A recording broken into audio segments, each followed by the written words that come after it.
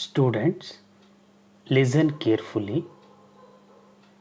After substituting the value of K, Q and F matrix entries in the equilibrium equation of FEA, concentrate on the types of boundary conditions being available within the schematic diagram.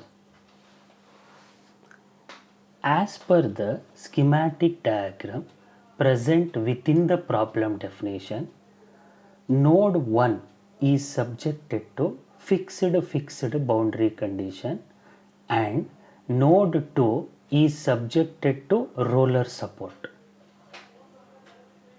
Specifically, since node 1 is subjected to fixed boundary condition, which means no displacements at all in both vertical as well as angular direction.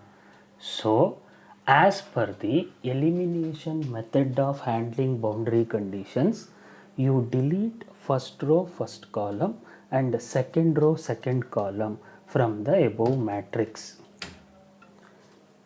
Similarly, a roller support of the nature, that is a roller support which exhibits movement along the x-axis and doesn't exhibit any movement along the y-axis is being given within the problem sketch. As discussed in the previous video, for such type of roller support, movement along x-axis is possible and movement along y-axis is not possible. As per FER, movement along y-axis is not possible means displacement Q3 will become impossible or it will take a magnitude of 0. Thereby delete third row and third column 2 from the above matrix to get the final expression as shown in this particular sheet. Thus, after deleting first row first column, second row second column related to node 1, third row third column related to node 2 due to a type of type of roller support, we are going to get the final expression as 4 into 10 to the power of 5 term present outside the matrix into number 4 number present within the matrix into Q4, which is equal to 10 to the power of 3 into 1. When you simplify this, the angular displacement Q4 will get an answer 6.25 into 10 to the power of minus 4 radians.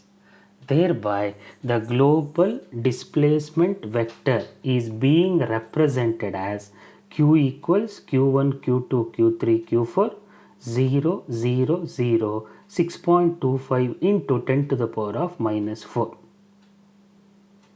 But as per the problem definition, the maximum deflection at the midpoint of the application of the load is calculated by using the formula y max equals L by 2, that is length of the element LE by 2 into minus 1 by 4 into Q4.